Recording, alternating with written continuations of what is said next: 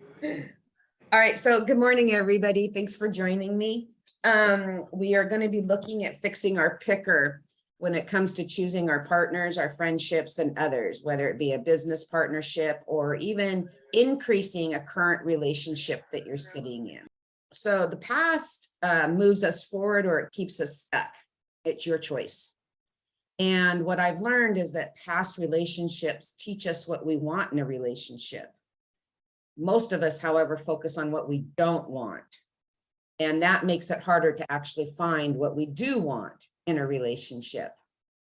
So we're going to start with brain hack number 1, law of attraction. So I'd like you to choose a relationship that you want to attract, whether it's a friend, a spouse, a business partner, maybe changing the relationship with your mom or child. So choose a relationship that you want to work on and put it at the top of your paper. What do you want to attract? And you might want to be specific. So for example, I want to attract a friend that enjoys hiking and kayaking. Maybe it's I want to choose a spouse for the rest of my life rather than a boyfriend for the moment or a partner for the moment. All right. Now we're just keeping it real simple. We're not going into any details yet with that person. So next, we're gonna write it out. I'm looking for a friend. And again, you can be more specific. I'm looking for a friend who kayaks and hikes.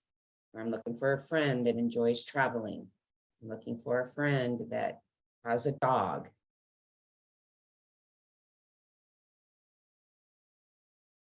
All right, now I want you to start a list of everything you don't want in that person. And brain dump as fast as you can.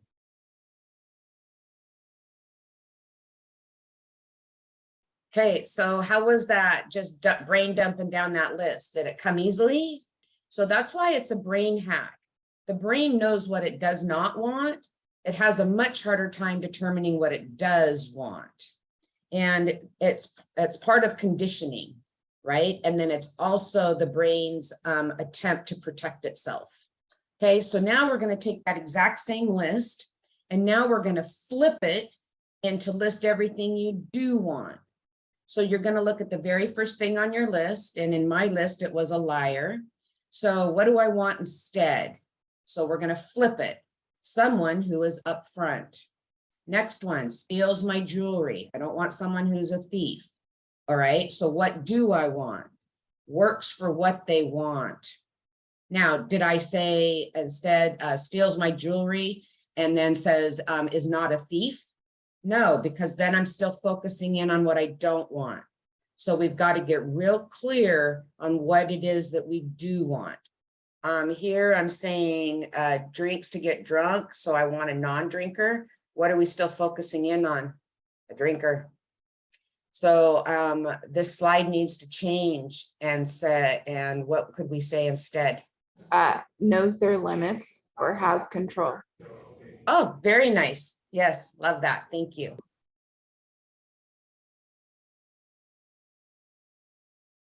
This feels really good, actually, doing it this way. All of a sudden it becomes doable, huh? Mm-hmm. How would you guys say, one of the things I said I didn't want is somebody who has a cup half empty attitude? Positive, someone who's more positive. Looks at what's going well, focuses on what's going right. I have someone who's too sensitive. How do I flip that? What do you want instead? I want someone who's like has a thicker skin, like not so sensitive. Okay, so you want someone who knows how to manage their emotions? Yeah, maybe like emotional regulation. It's one of the things I'm thinking. Good word. Okay, so I have another one. Instead of a manipulator, I want someone who doesn't manipulate other people. That's the best I got. I had some things I had that I didn't want somebody was triangulating. And the flip I did was that I wanted somebody that was that did straight, factual, direct communication. What was yours again, Ella? I don't want a manipulator. So maybe somebody who thinks in a fact-based way. Another thing that came to my mind is that they're empathetic towards others. They honor others' choices, I like that one, honoring others. looks at what's going right again. So in, this is silly. In the brain dump, I'm like sitting here going, okay, more, what to put down? I put down, I don't want a murderer. That's good. That's So, good indeed. What's the opposite of a murderer? You want somebody that is crime free. There you go. One of the things I just saw, you guys, is that I didn't want somebody who was a liar or deceptive. So obviously, the opposite of that is being truthful. But I think really what's really there for me is that people can be truthful, but if they don't have like a personal value of honesty, then it's too easy to fall back into that habit. And that's really top line what I would be looking at, that I'm seeing from this list, is somebody who has certain values, because their actions, the consistency of their actions really come from their values, not just their behavior. And Ray, you're tying right into brain hack number 2. So we are actually going to look at that. And I like that you're already correlating the fact that values are an indicator of behavior. What would the flip be for boundary issues? First thing that comes to my mind is that they move with willingness. People that have boundary issues tend to move from obligation, resentment, have tos, shame, guilt, instead of willingness. So let's read this statement again. Past relationships teach us what we want in a relationship. Most of us, however, focus on what we don't want, making it harder to find what we want in a relationship. So if you're looking at what you don't want, that first list, and we focus in on what we don't want, we actually attract those things to us, which makes it harder to actually get what we do want in a relationship. So in your past, have you been focusing in on what you don't want? Now, when you're looking at your list and looking at what you don't want, what's that internal experience versus looking at the list on what you do want, and what is that internal experience? For a long time, I think that I just was operating so sick, and that I was operating out of desperation. I was just seeking anybody and everybody that would be friends with me. Yeah, so we may a lot of times choose relationships based on what we think we need to satisfy the moment, right? Versus intentionally for what that's going to provide us in the future. And then the sick people attract sick people. I mean, and also that there's some part of that kind of is like loneliness, you're like, well, and when you have really low self-esteem, you kind of think, well, I don't really have a lot of good qualities, but people don't really like me. So I should just be grateful for the friends that do want to be around me, causing yourself to be like, okay with the toxic people, because these are the only people that accept me. Yep. Brain hack number 3. The other thing I was seeing as I was making my don't want list is how many of those things are present in me. So I'm like, if I found somebody who didn't have this, I'm not sure they would pick me, because I do have this. So I'm being very careful of that reflective part, knowing that, if I'm too focused on those things, then that is what I'm going to get, because that's what's mirroring. Oh, I do have one more that I'm trying to flip. An opportunist. I don't want an opportunist. Okay, could you define your definition of opportunist? So an opportunist to me, for an opportunist to themselves is very good, because they're looking for opportunity. But an opportunist around me is someone who is willing to take advantage of me to better their situation. Like they're always so much on top that if they have to hurt someone else to get their opportunity, they will. Is that the same as the manipulation you were referring to earlier? Yeah, I guess it is. I guess actually it is. You have now created your measuring stick to observe others' behaviors. It is our behaviors, not our words, that communicate who we are and the values we hold. So now that you know what you do want, or at least a partial list, right? Because we've only taken a few minutes to do this, and you can add more as you think about it throughout the next several days. But now that you have a actual measuring stick, do you now know what to look for? And can people's words be different than their actions? Thank you. You always got to look out for this person who's yelling, I'm a good guy. I'm a good guy. I'm a good guy. Because if they're yelling that, they're not a good guy. You know, you hear that from someone more than a couple times, you got to start really wondering, are you really though? Ella, one thing I didn't see opportunist for myself until you spoke it, but that's definitely something for me as well. And how I flipped it is that it would be somebody that values collaboration and mutual benefit. I also ended up putting down right along with manipulator helps me succeed as I help them, because an opportunist isn't interested in my success, but that's what I want, is someone who's interested in my success as I'm interested in the people around me succeeding. Exactly. So take your new measuring stick list and put a check mark on the characteristics you saw your other person act from. So if you're looking at a new relationship for a mentor, then think about your last mentor. Did they have these items? Did they have these characteristics you were looking for at the time? Okay, so for example, I had on my don't want list triangulation. I had on my flip list straight direct talk. Okay, so who's the person that you're trying to attract? A business partner. Okay, so your last business partner, did they exhibit your new measuring stick, your flip it list, what you do want? No. Okay, so if you find any of them that they did exhibit, that they did have characteristics of, put a check mark next to it. I'm looking to see if I have anybody who would qualify for that, right? Because I've been really good at picking people that are the don't want list.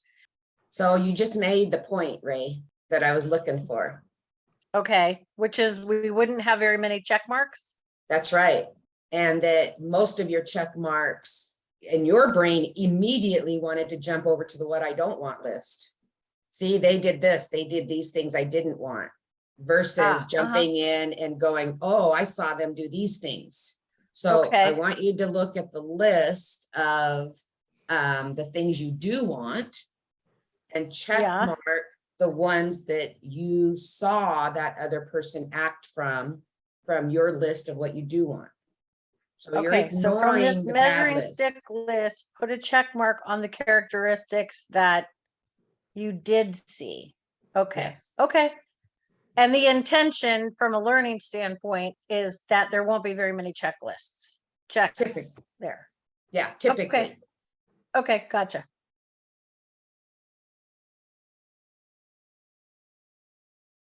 Yeah, so what's going on and why they're not having very many check marks? Because my picker's broken and I choose people who are in the don't want list. And how come we're choosing people from the do not want list? Because those are the behaviors of my trauma bonds, and I'm naturally attracted to them, even though they're not good for me. Okay, and I possess those qualities myself, so I draw them to me. And you're focusing on it. You're focusing on it constantly. Right. Okay, got it. Yeah, you're focusing in on what you don't want, and then we end up choosing those people. Okay. I noticed that I've been starting to pick these types of friends, like because I put down friends because I really don't want another partner, right? So I'm like, I want to focus on friends. And so I'm like, everything I don't want. And then I started thinking about spouses again.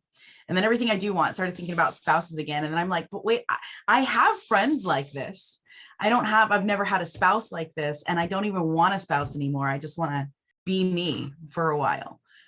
I was kind of excited because looking at my list of what I do want, in my newest friendship, which is what I chose, they fall within all of the categories except for one. I was like, oh, wow. Wow, you were very intentional on those choices of friends then. So we've talked about some of these questions already. So what are you seeing more clearly? What are you noticing about your list compared to quote unquote theirs? Were there a few key values that were different for each of you? There we go. So the measuring stick. So what are you seeing more clearly based on this activity of what you don't want versus what you do want? I think one of the things is that the healthier that I become, more that I attract that. And the more you attract those things that you want, the healthier you become. And there's definitely a direct correlation. Yeah. And then I think, what I'm starting to also see is that the more I'm on, myself and other people around me are on this flip list, and somebody comes into my sphere that is on this other list, the less tolerant I am. Like, you know what I mean? I might be like, in the past, I might have like just started relating to that person and either thought I could change them or figured there's some place I could fit them in. And now my thing is kind of like, yeah, I don't want to have anything to do with you. It's okay. Yeah. You know what I mean? And just like right out of the gates, I don't want to accept an invitation from you. I'm not going to do anything to cultivate this. And even ahead. like with my mom in particular, I also used to feel bad if I was doing what I just said, like saying to people, so people I already have in my life, when they behave on this do not want list, I would feel bad when I would ask them to change or I would boundary that behavior. The other thing is, the healthier I get, I don't feel guilty about boundarying that behavior, because I know how I'm performing, and I now feel worthy of saying, this is how people around me perform. If you choose not to perform that way, that's on you, but I don't have to feel bad about it. I don't feel like I have to like bootstrap them and get them up with me anymore. You said something really key at the beginning of that, Ray. But in the beginning, it was like you were focusing in on what you're not going to get. And then on the second thing you were talking about, you left that part out. So when you were talking about what you don't want list, you were also focusing in on that other person. But as soon as you started focusing in on what I do want list, you started focusing in on you. And so it shifts us from codependency into independency. I personally felt when I sit in the do want list, I get more confident and clarity. So when you're minimizing that exposure to those that don't match your new measuring stick list, if you focus in on keeping yourself engaging based on willingness, that keeps you honoring your boundaries without having to set a boundary. Let's actually state out loud what this activity was helpful for. For me, the biggest thing it was helpful for is, as the activity begins, this measuring stick list is, I'm going to say, behaviors, right? But what it illuminated for me is that there's the kind of the next step, which is that people's behaviors really come from their values. And that in the past, I've been looking at people's behaviors. And if I had been looking at their values, I could have made better decisions much earlier on, because I would have known that if somebody's values are for opportunisticness, right? They're not going to be somebody who's going to tell the truth. They're not going to be somebody who's going to become selfless. That's not going to happen, because that's actually a core value for them. So part of what this is illuminating for me is that where I need to be looking, like both of these lists are behaviorally oriented, and the selection process is actually going to be more productive if I'm looking at values. Lovely. I think that I'm really seeing that like through like COVID and my own personal little hell that I've been experiencing and things like that, is I'm seeing a lot of the like the intrinsical healing that has occurred. That's really cool. Yeah, I think that I don't give myself enough credit for that. That's a pretty big awareness because it shows the is. growth and development.